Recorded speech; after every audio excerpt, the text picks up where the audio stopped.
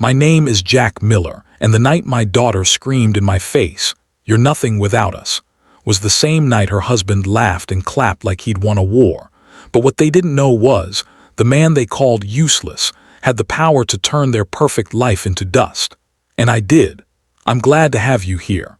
Follow my story until the end and comment the city you're watching from so I can see how far my story has reached.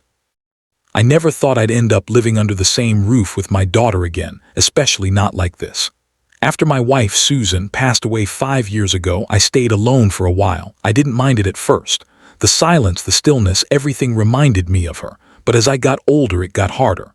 Laura, my only child, visited sometimes, but not often.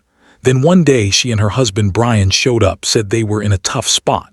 Brian lost his job. Laura's hours were cut. Rent was overdue. They asked if they could move in just for a little while. I didn't think twice. I loved my daughter. I said yes. That little while turned into 3 years. At first, I was happy to have company. I'd cook breakfast, take out the trash, pay the bills, and even gave them money when they needed it. I never asked for anything in return. I just wanted to feel like a family again. But things changed, slowly. The thank yous disappeared. The smiles turned cold. Brian started walking around like he owned the place, feet on the coffee table, dirty dishes in the sink, loud music at night. Laura, she changed too. She became distant, sharp-tongued. It was like I wasn't her father anymore, just an old man taking up space in his own house. One evening I was sitting on the porch when I heard them laughing inside. Brian was mocking the way I walked. "He shuffles around like a ghost," he joked. Laura laughed. "He's always talking about the past like someone cares."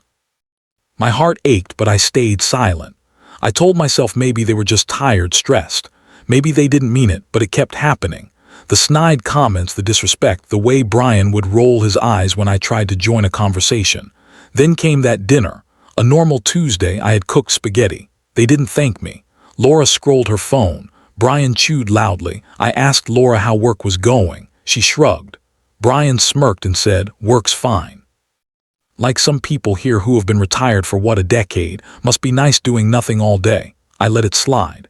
Then Laura suddenly slammed her fork down. "You act like we owe you something," she snapped. "You should be grateful we let you live with us." I looked at her confused. "Let me live with you?" I asked. "This is my house, Laura." She stood up, red in the face. "You're nothing without us, nothing." Brian laughed. "Yeah, how does it feel to be a loser?" They both laughed like it was a comedy show. I felt my hands shake under the table. But I didn't shout, I didn't cry, I smiled. Calmly, I looked at both of them and said, "How does it feel to know that this loser will no longer pay your bills?" Brian's laugh stopped mid-breath.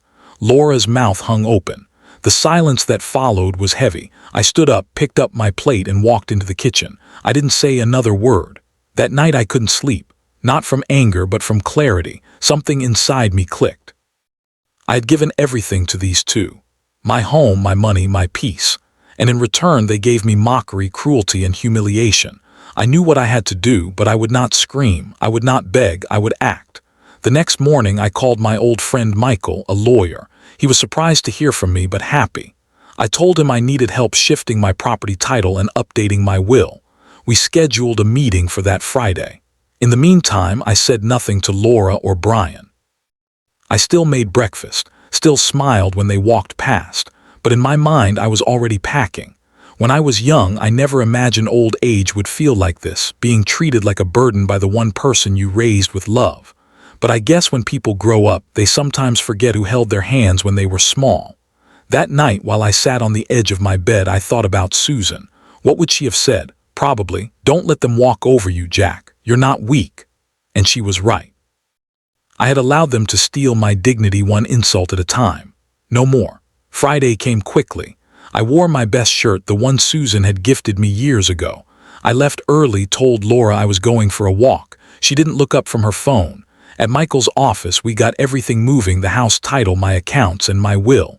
I even set up a new place for myself, a quiet senior apartment with a little garden. The best part, all paid for, in cash. From the same savings Brian said I didn't have. I left that office feeling like a new man, a man with a plan. When I returned home, Laura asked if I had picked up milk. I hadn't. She sighed loudly like I had failed her, but I smiled inside. Just a few more days, I told myself. A few more days and they'll know what it feels like to be truly alone. The days after my visit to Michael's office passed slowly but meaningfully. I didn't talk much. I didn't argue. I just watched. Brian would still walk into the kitchen and complain about the brand of cereal I bought. Laura still left dirty laundry on the couch. Every moment reminded me why I made the right decision. But I didn't let it show on my face. I smiled. I cooked. I listened. Brian kept dropping little comments like, "Maybe next month we can use your card for the vacation deposit," or "Dad's pension hit yet." I said nothing. I let him keep dreaming. On Sunday morning, something happened that pushed me even further. I woke up to find my favorite chair gone. The one I used to sit in every evening with a book. It was just missing. I asked Laura where it went. She rolled her eyes and said, "It didn't match the room vibe anymore. We gave it away." I stared at her. "You gave away my chair," she shrugged. "It's just a chair, Dad. You act like it was gold or something." It wasn't gold. But Susan gave it to me for my retirement. They didn't care. They never asked. That was the moment I truly felt invisible. I went back to my room and sat on the bed for a long time. I didn't cry. I didn't even feel sad, just cold. They had taken so much from me, piece by piece, without guilt. Now it was time for me to take something back. My dignity, my peace, and my freedom. Monday morning, I called the moving service Michael had recommended. We scheduled the shift for Thursday, 3 more days. That night at dinner, Brian looked up from his phone and said, "Hey Jack, rent's due soon. Can you transfer the usual?" I looked at him and asked, "What rent?" He blinked. "What do you mean, what rent?" Laura stepped in. "He means the rent, Dad. You always send it to the landlord's account." I smiled and said, "I don't have to do that anymore." Brian looked annoyed. "What the hell does that mean?" I stood up and started clearing the dishes without answering. My silence must have scared them more than my words.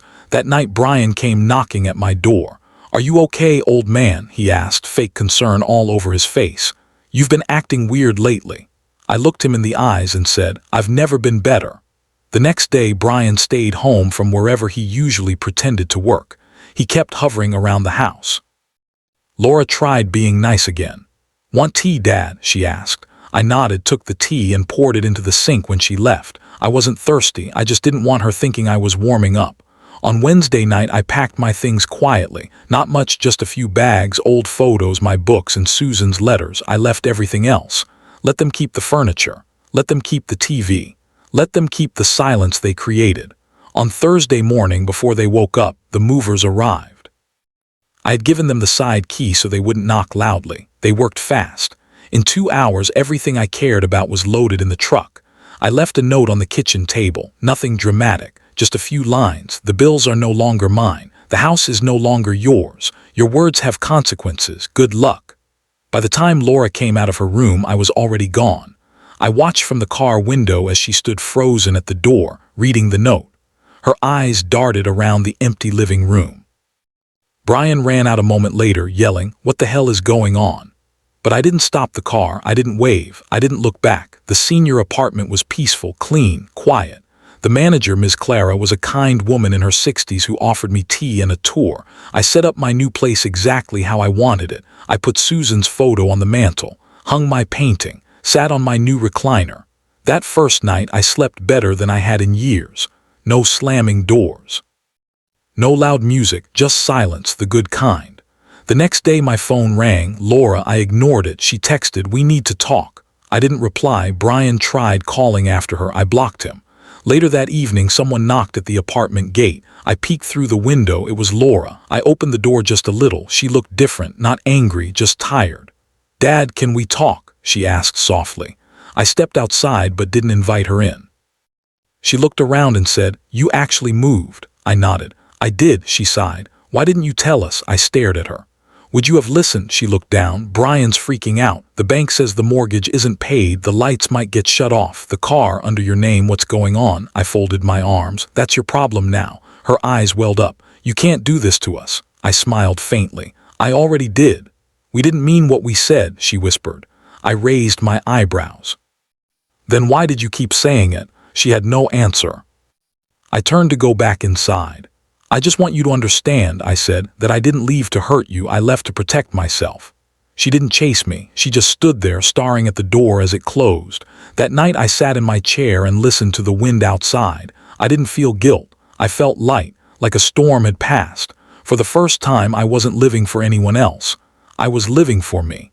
The next few days were peaceful.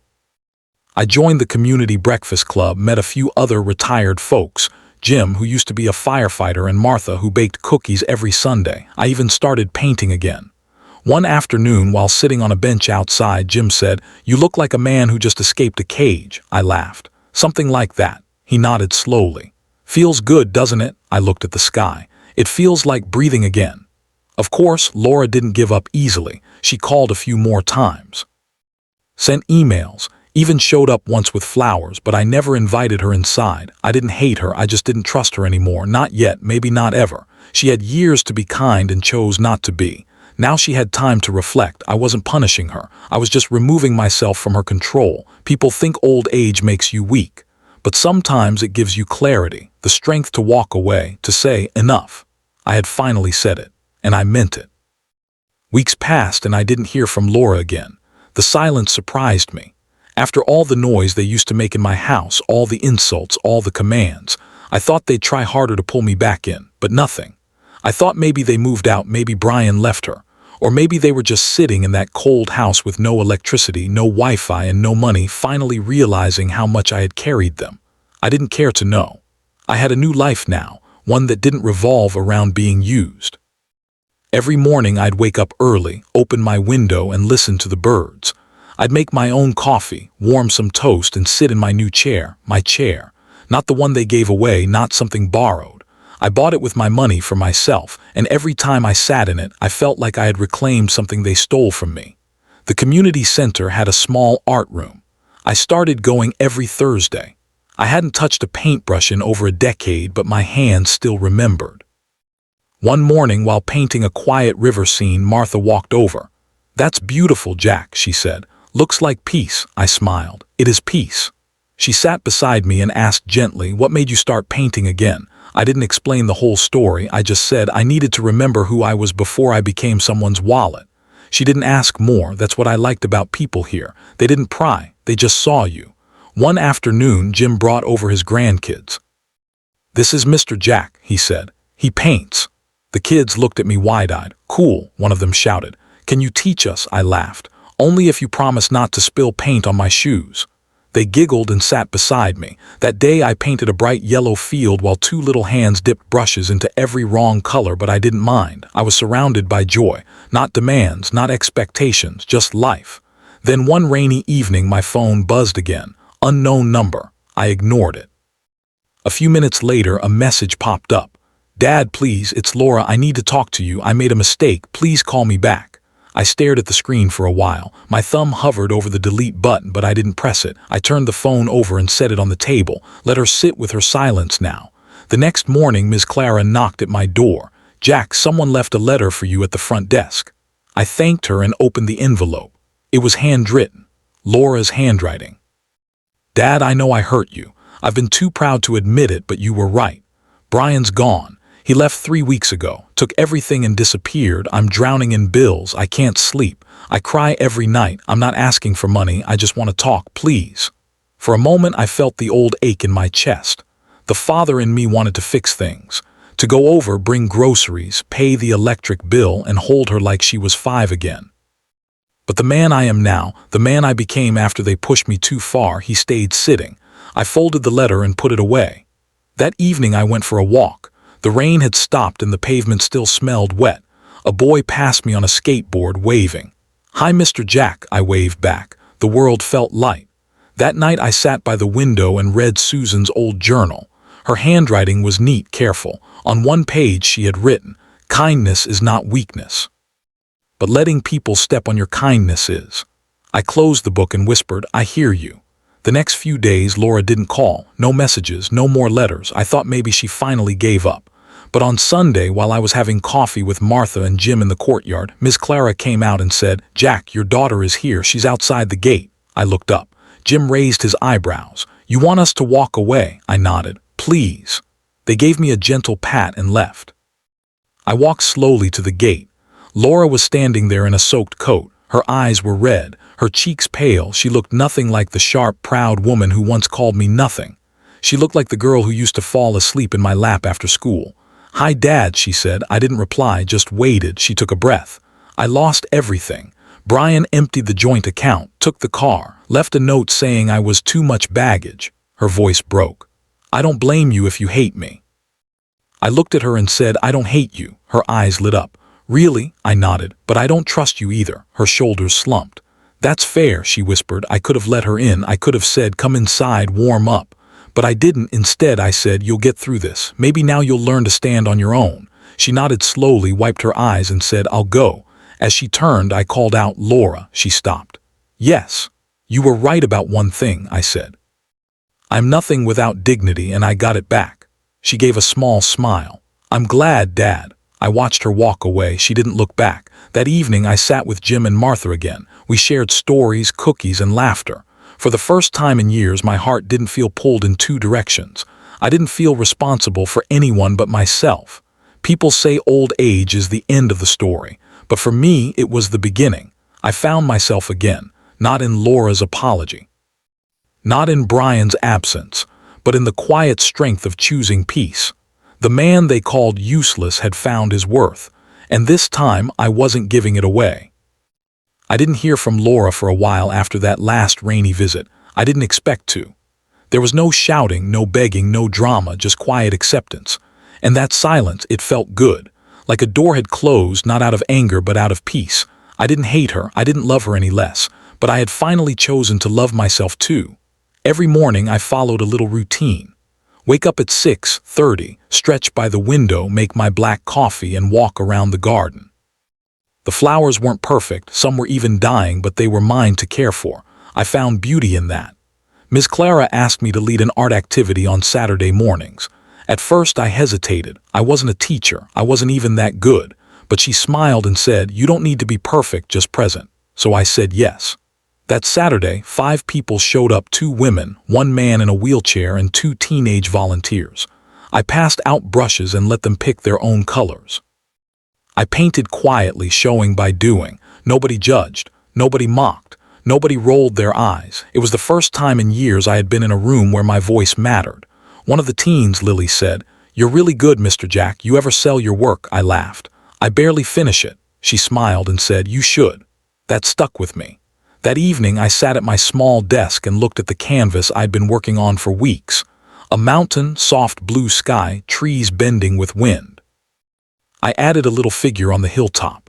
Alone but not lonely. I titled it Freedom. The next week I dropped it off at a small local gallery downtown. They liked it, hung it near the window. I didn't think anyone would notice. I didn't care if they did. But just knowing it was out there, something of mine, not tied to my past, not erased by someone else's judgment, meant everything. A few days later, I got an unexpected letter in the mail, handwritten again, not from Laura. This time it was from Brian. I held the envelope in my hand, not sure if I even wanted to open it, but curiosity got the better of me. Inside, the note was short. "Jack, I was a fool. I let my pride ruin what could have been a real family. You helped us more than I ever admitted. I'm sorry. I'm broke, alone, and probably deserve it, but thank you for everything. Brian." I set the letter down slowly. My first instinct was to scoff. He never once said thank you when I was paying for his food, his bills, his comforts. But now, when it was all gone, he found the words. Still, something about that letter didn't make me angry. It made me feel nothing. Like hearing about a storm in a town you don't live in anymore. The next morning, I sat with Jim on the bench by the fountain. I told him about the letter. He just chuckled and said, "Guilt only finds people after the damage is done." I nodded. "You think I should reply?" Jim shrugged. "Only if you feel like it, not out of guilt, not out of habit, just, if it's for you." I thought about that all day. In the evening, I wrote something, not for Brian, for myself. Just 4 words, "I forgive you, goodbye." I never sent it. I just folded the paper and tucked it in Susan's journal. That was enough. That weekend, something strange happened. I was walking near the bookstore downtown when I saw Laura sitting on a bench. She wasn't waiting for me. She didn't even see me at first. She was holding a paper bag and feeding crumbs to the pigeons. Her clothes looked worn, her hair pulled into a loose bun. She looked like someone trying hard to stay strong. I didn't walk up to her. I just watched from across the street for a moment. She looked still. Not like the girl I raised or the woman who shouted at me, but someone in between. I thought about walking over, about sitting beside her and asking how she was, but I didn't. I turned around and walked away, not out of cruelty, but because sometimes letting people sit in their stillness is the greatest respect you can give them. That night, I lit a candle in my room. I hadn't done that in years. Susan used to light one every evening, saying it helped clear the day's weight. I watched the flame flicker and felt something inside me settle. I wasn't angry anymore. I wasn't even sad. I was just still. In the weeks that followed, life moved quietly. My painting class grew to 10 people. The gallery called me back asking if I had more work. I sold freedom to a woman who said it reminded her of her late husband. I gave her a discount, not because she asked, but because I understood. I started writing in the evenings, not long pieces, just thoughts, memories.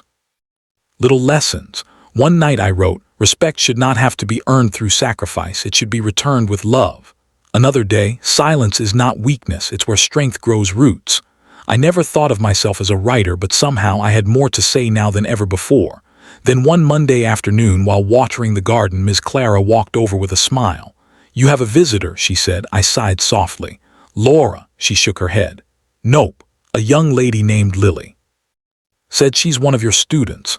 I walked to the gate, and sure enough, Lily stood there holding a small wrapped box. "Hi, Mr. Jack," she said cheerfully. "I wanted to give you something." I invited her in, made us tea, and opened the box. Inside was a small sketchbook with a note. "You made me believe in art, so I made this for you." The first page had a drawing of me painting, surrounded by color and light. I blinked away a tear. "Thank you, Lily," she smiled. "You changed my life." That night I thought about how strange life is. How you can spend decades giving everything to people who never say thank you, and then one small act can fill your soul in ways you never expected. I don't know what the future holds. Maybe Laura will come back again. Maybe she won't. Maybe Brian will fix himself. Maybe he won't. But I've stopped waiting for people to become who I hoped they would be. I'm too old to keep handing out chances to people who only take. These days I give to those who value me. I teach, I paint, I write. I sit in the sun and feel its warmth. And most importantly, I live on my own terms. The man they laughed at, the one they called a loser, he's gone. In his place is someone stronger, someone softer, someone free. And for the first time in a long, long time, I'm proud of myself. The days rolled by with quiet peace. I had stopped counting how long it had been since Laura last visited. That silence no longer felt cold. It felt like healing. Some evenings I sat in my room with the small sketchbook Lily gave me, flipping through its pages like they were pieces of my heart. Every stroke, every color felt like someone finally saw me, not as a servant, not as a failure, but as a person worth drawing. One Sunday morning, as I sat by the fountain sketching a new painting idea, Ms. Clara walked over again. "Jack," she said gently, "you've got mail." She handed me a large envelope. The handwriting looked neat. Not rushed, not messy. My hands trembled slightly as I opened it. It was a letter, a long one, from Laura. I read it slowly, like every word was a glass I didn't want to drop. "Dad, I don't know where to begin. I've spent the past few weeks thinking about everything. About what I said to you, about what I've become, about Mom. I realized something. I've always needed someone to blame, first Mom, then you. I kept telling myself you were weak, that you were holding me back, but maybe I was scared. Scared you'd stop loving me if I failed, so I pushed you away before you could push me, but you never did. You stood there, quiet, kind, and I spit on that kindness. I'm sorry, Dad. I don't expect anything from you anymore. Not your money, not your time. But I do hope one day you can forgive me." I stopped reading and wiped my eyes. She continued. "I lost the apartment. Brian and I are no longer speaking. He took whatever was left and vanished. I have nothing now except a part-time job and a tiny room in a shared house. But for the first time in years, I'm learning who I am without leaning on anyone. I started going to therapy. My counselor asked me to write a letter to the person I hurt the most. That's you. I don't know if you'll ever write back, but I needed to say this. I miss you, Dad. I miss the man who used to sing while cooking breakfast, who painted with such quiet love, who never shouted even when I deserved it. I miss your stories, your hugs, your silence. I hope one day we can sit on a bench again and just talk. Love, Laura." I folded the letter carefully and held it to my chest. My breath felt heavy. It wasn't just a message. It was her reaching out from the storm she created, finally soaked and tired, wanting shelter. That night I walked to my desk, pulled out a fresh page, and began to write. Dear Laura, I've spent many nights wondering where I went wrong, wondering if I gave you too much or not enough. But maybe being a parent isn't about perfect balance. Maybe it's about showing up again and again, even when it hurts. I'm glad you're finding your way, that you're healing, that you're taking responsibility. I forgive you, Laura, not because you asked, but because I already had. When you left, I didn't close my heart, I just needed to protect it. And now that you've come back, not as a girl screaming for control, but as a woman learning to stand, I welcome that. I welcome you, not to take, but to grow. I'm proud of the letter you wrote. That takes courage. And if you want to talk, really talk, my door is open. But only if you're ready to speak, not shout. To listen, not accuse. To love, not own. Love, Dad. I didn't send the letter right away. I kept it by my bedside, reading it each night to make sure every word was mine. A few days later, I walked to the post office and mailed it. No rush, no fear, just peace. That weekend, Lily came by again with a bright idea.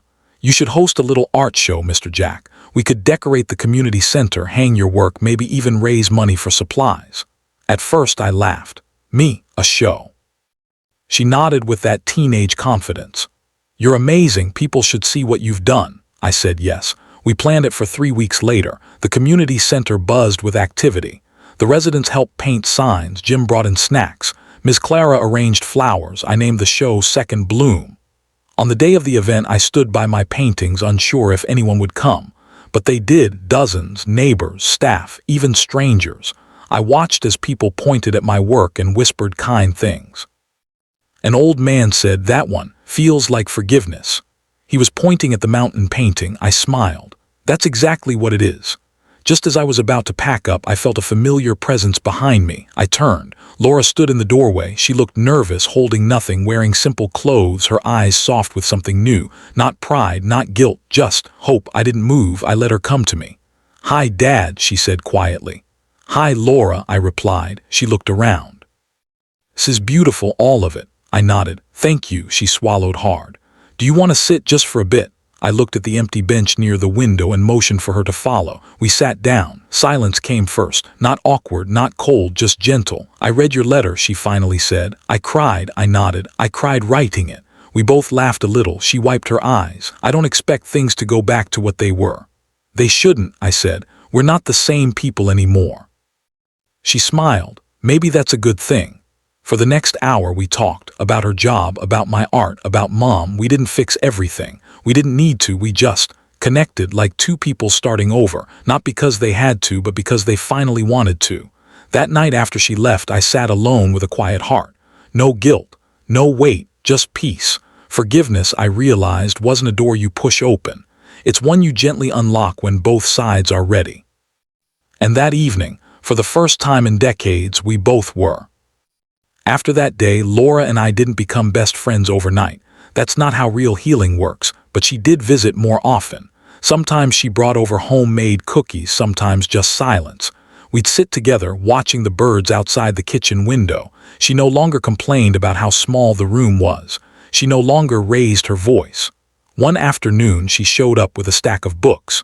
"These were Mom's," she said. "I thought you might want to read them again." I smiled and ran my fingers over the covers. The scent of the pages brought back memories, her laughter, the way she'd curl up by the fireplace, reading out loud while Laura played on the floor. "Thank you," I whispered. Laura nodded. "I've been thinking of her a lot lately, about how much I judged her too." I didn't say anything, just let the moment stay. 1 week later, Ms. Clara surprised me with news. "The local gallery saw pictures from your show. They're interested in featuring your work." I blinked. "What?" "They want a small solo exhibit. They said your story adds meaning to your paintings." For a while I didn't know what to say. I hadn't thought of myself as anyone's story, but maybe I was. I worked hard on new pieces. Nights became a swirl of brush strokes, memories, and new hope.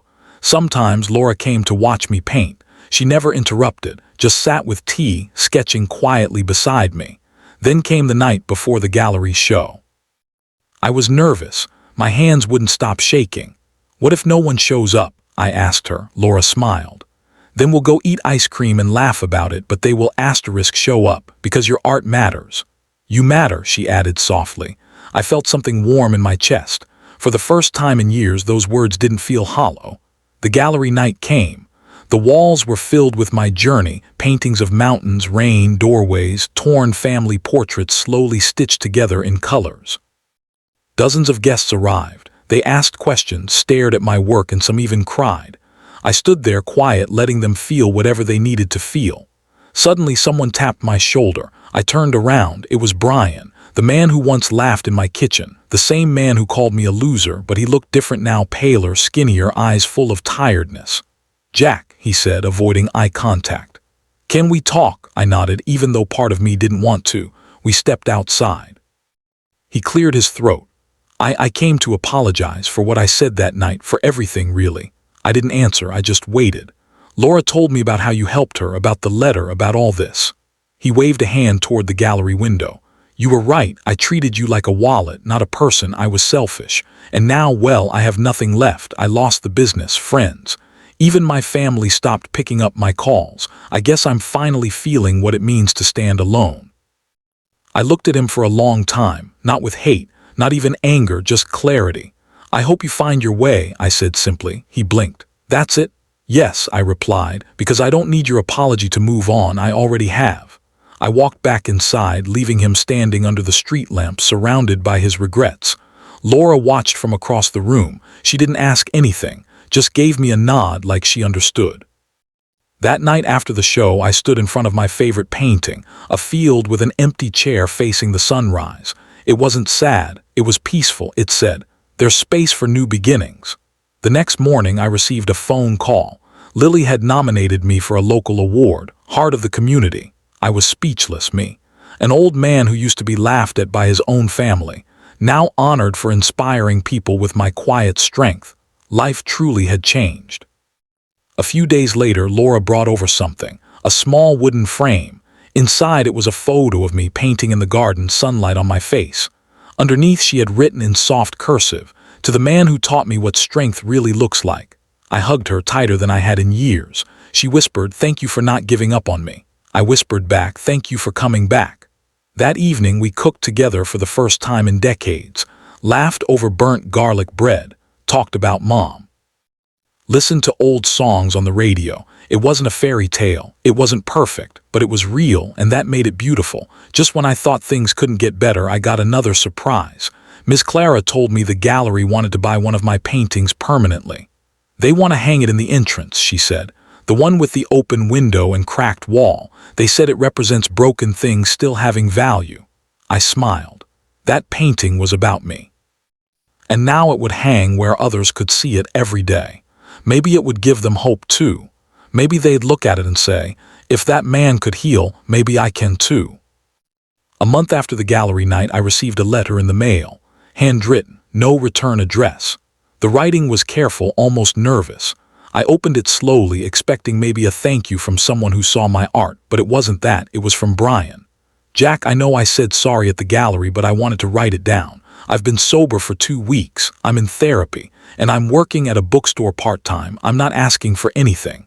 I just wanted to say you changed something in me." "Thank you." I read the letter twice. Then I folded it and tucked it into my desk drawer, not to forget, but to remember. People do change. Not all, not always, but some. Meanwhile, Laura and I began volunteering at a local art school for kids with anxiety and depression. I taught simple strokes, how to blend colors to reflect emotion. She handled logistics. Lily came by sometimes, bringing her own daughter, Emma. "Uncle Jack, can I use purple for the sky?" she asked. I always smiled. "You can use any color you want, it's your sky." One evening after class, I stood outside the school watching the sunset. Laura joined me, holding 2 cups of coffee. "You know," she said, "Mom would have loved this." I nodded. "She would have been proud of you." Laura looked down. "I think she'd be proud of us." It felt true, not just words, not just a line to fill silence. We had rebuilt something not the same as before, but honest, stronger. A week later, a journalist visited my home to interview me for the Community Award. She was young, eager, full of questions. "What changed everything for you?" she asked. I thought for a long moment before replying. Losing everything I thought I needed, that's what gave me everything I truly needed, she blinked. That's deep, I chuckled. It's just the truth. That Sunday, we all went to the park, me, Laura, Lily, Emma, and even Miss Clara. We had a picnic under the big oak tree. Emma danced in circles, her little arms wide like wings. Lily brought cupcakes. Laura brought an old photo album. We flipped through pages of memories, pictures of my wife, of Laura as a kid, of me when I still had black hair and bigger dreams. I wasn't sad, I was full. Later that evening, Laura and I sat alone. She turned to me and said, "I was so wrong about you, Dad. I thought you were weak, holding on to the past, but you were stronger than all of us. You stayed kind, you stayed you." I didn't know what to say, so I just placed a hand on hers. That was enough. A few days later, I got the community award. The event was small but beautiful. They gave me a plaque and a microphone. "Would you like to say a few words?" the host asked. I looked out at the crowd, at people who once ignored me now clapping, at my daughter standing proudly, at Lily, tears in her eyes. I stepped forward. I was once told I was nothing without my family, that I had no worth if I wasn't paying their bills, and I believed that for a long time. But then I realized I never needed to prove myself to anyone. The ones who matter, they'll see your value even in silence, even when you have nothing to give. I learned that people will forget what you gave them, but they'll never forget how you made them feel. I looked at Laura. She was crying and smiling. That was enough for me. After the applause, a boy from the art class came running up to me. "Mr. Jack, I made this for you." He handed me a crayon drawing of me, Laura, and him, all painting under a rainbow. "Thank you," I whispered. That night I placed the drawing beside the photo frame Laura had gifted me. Then I looked around my home, no longer a place filled with silence and hurt, but light, colors, and people who truly cared. I thought back to that dinner, the one where Brian laughed, where Laura screamed that I was nothing without them. And I realized something. I was nothing like them. And thank God for that, because being different saved me. I had found peace in the ashes, joy in simplicity, family in forgiveness. The next morning I picked up my brush and started a new painting. Not of sadness, not of loneliness, but of a bright sky and an open door, because now my story wasn't about loss. It was about becoming, and I had finally become the man I was always meant to be.